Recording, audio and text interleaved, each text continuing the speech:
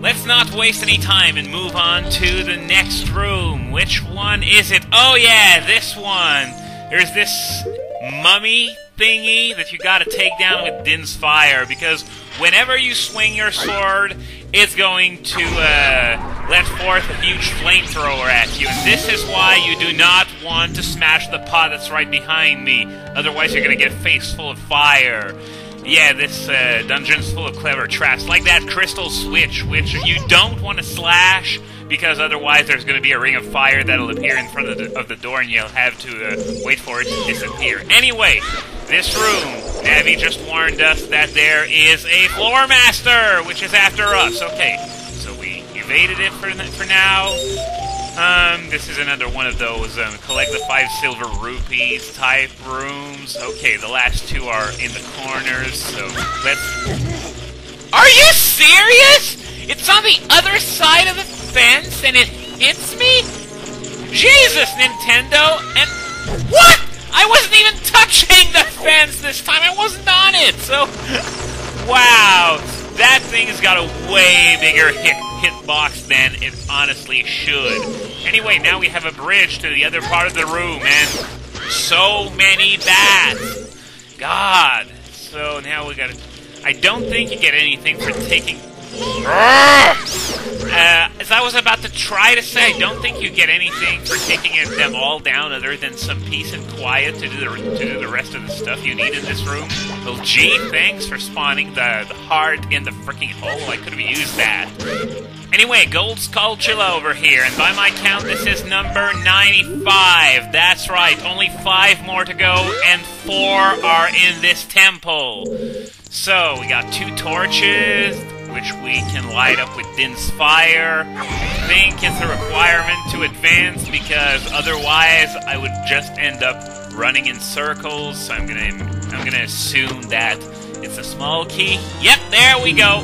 So, yeah, you had to clear both of those rooms. As you can see, this room directly connects to this room where we defeated all those fire bats in the last video. And now that we have the small key, we can actually head into this tiny hole. That's a lot of holes we gotta go through. But once again, Nabaru, there's just no excuse. She should be able to fit through there. Unless her harem pants are stuffed with stuff, I guess, and those pants can't get by, but otherwise, no excuse. Okay, we got some vanilla Skulltulas here, and if I remember, at the very top when you turn around, there's going to be a golden one. Yeah, we're only 3 minutes into this video, and we already got, we almost got 2 Skulltulas in so far in this video, so far so good. So, whoops. I'll be honest, I don't like manual aiming with the boomerang in this game. It's been greatly improved in Wind Waker and Twilight Princess, but here it's just meh. So, got more Skulltulas. Be careful though, because if I remember, there are some Dinolfos in this room. There we go, here's one. Dinolfos, if you remember the Lizalfoses from Dodongo's Cavern. This thing's basically a palette swap that I think hits harder and has more life, but other than that... come on! I couldn't see a damn thing! Why did the L targeting go away on its own anyway? Yeah, they had some kinks to work out in this game when it comes to future titles. A great game, no doubt, but it was sort of experimental in some areas. Not that I'm complaining, because they actually learned from their mistakes that they made in this game. Now, it's time for the first time to use bomb chews, because normal bombs, of course, won't get this high, so... I hate this wall because it's not even flat, so you can very easily miss with bomb chews. Now I'm just going to put my regular bombs back on so I don't use up any bomb chews by accident. If you don't have any bomb chews when you come to this room, I'm going to show you something if I just stop sucking at it. There we go. Hitting this switch is going to make a treasure chest up here near the brick wall, and there are a few bomb chews inside if you want to use them. How many did this give me? 10. Okay, this should be more than enough. Now, okay, this is more or less the main room of this temple. You can see there's a big statue in the middle of the room, a statue that's built in a temple that's inside a statue. Yo, dog! I heard you like statues, so I put a statue in your statue so you can statue while you statue. Okay, nothing in there. Let's see over there. Oh, it's a suicide pot. So, I guess we're gonna see. There are more pots over there. It should be symmetrical, logically. There we go. So now we're fully healed. And no, nothing in these pots. Now there are a few torches here that you can light up. And if I remember, it's going to give me the dungeon map. By the way, that statue that I pushed earlier on the blue switch, you have to do this in order to advance because it may not have been obvious, but the door that was unlocked in the process is the door that we have to go through. Now I think this is all we can do as Kid Link for now in this room. We're gonna be coming back here as Adult Link, but since we don't have the hook shot, we can't travel as much as we'd like to in this room. So we're just gonna leave the rest of this room alone for now and move on. Next room is just a random staircase room. There's nothing special in here. This room, huge puzzle room. A lot of things to do. First of all, we gotta take care of these BMOs with bombs. Let's see, I hope they're the one bomb variety. Yep, they are. And, okay, we got another one over there. And why not? I'm gonna pick up that silver rupee while I'm in the area. So, okay, we got another BMOs over there. I think this is the last one. There we go. So now we can actually get to the puzzle solving itself. Okay, we're gonna start out with that silver rupee over there. Too bad they're not worth 200 rupees like in later Zelda titles, but that would be broken. 1,000 rupees in a single room. That would be a little too much. Okay, so try and do this from there. Okay, so I think this is the last one. Yep, there we go. So now that we got all 5, this torch is gonna light up. And I'm just going to do a little reconnaissance run because, as you might have guessed, we're going to have to light up all of these with the Deku stick. We probably might be able to use Din's Fire, but we got 3 or 4 to light up, and it would be very expensive in terms of MP. So we got another one over here, and I think it's the last one that's over there. Am I going to make it? Yeah, there we go. Okay, which wall did this chest appear next to? It's, all the same in this room. Okay, it's right over there.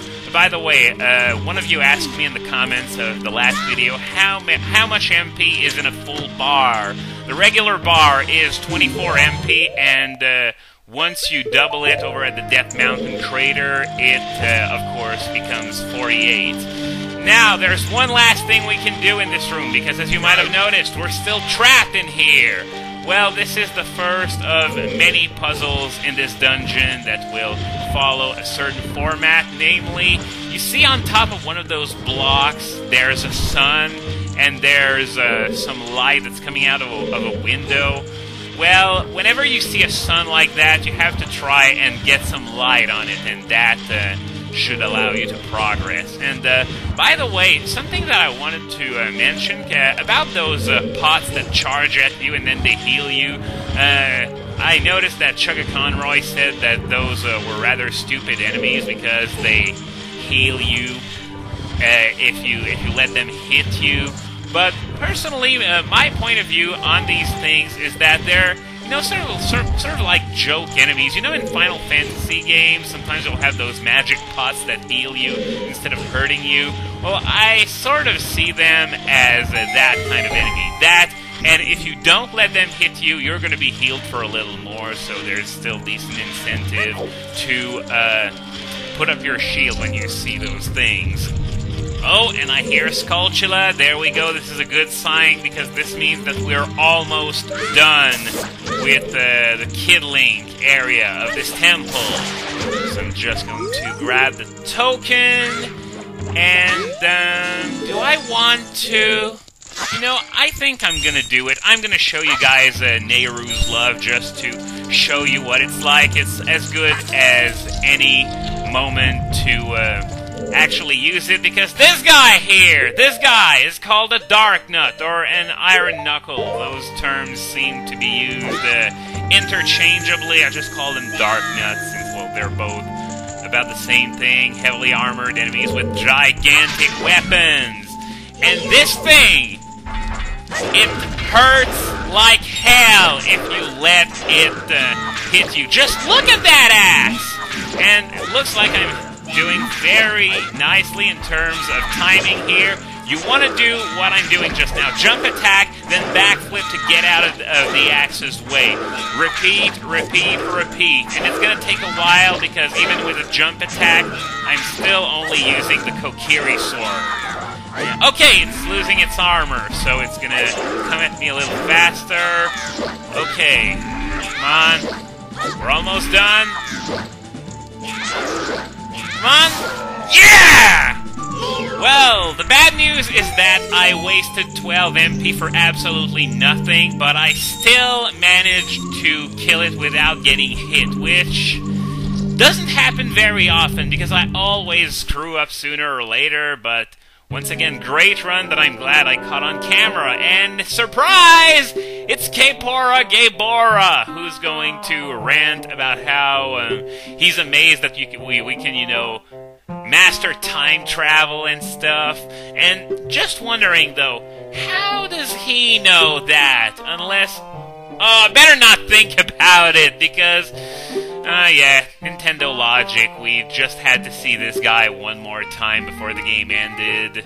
And, yeah, a little tip for the boss of this temple, which is, well, the two witches that he was talking about. No, I do not want to hear that again.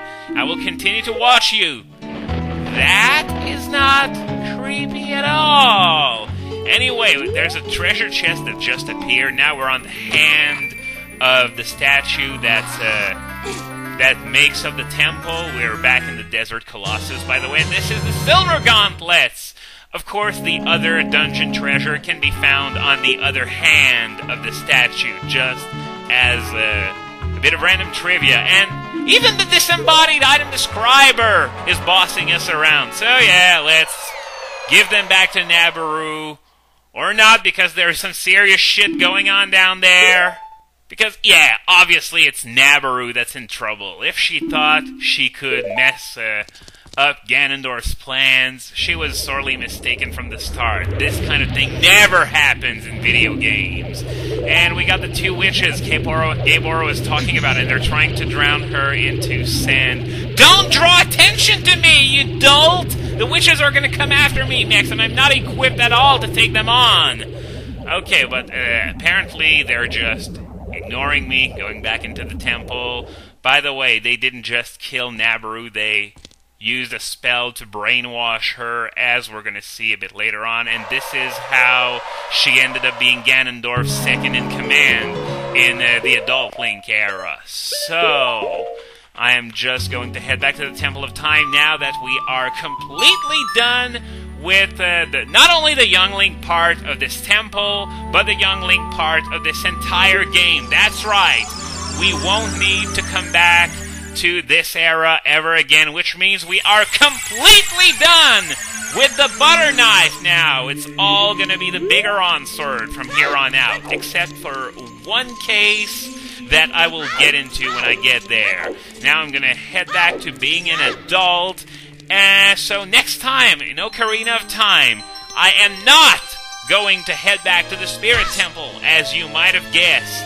Instead, I'm going to head to Zora's Fountain and the Gerudo Fortress to handle some things that can be done now that I have the Silver Gauntlets, which you can see on Adult Link right now. See you then.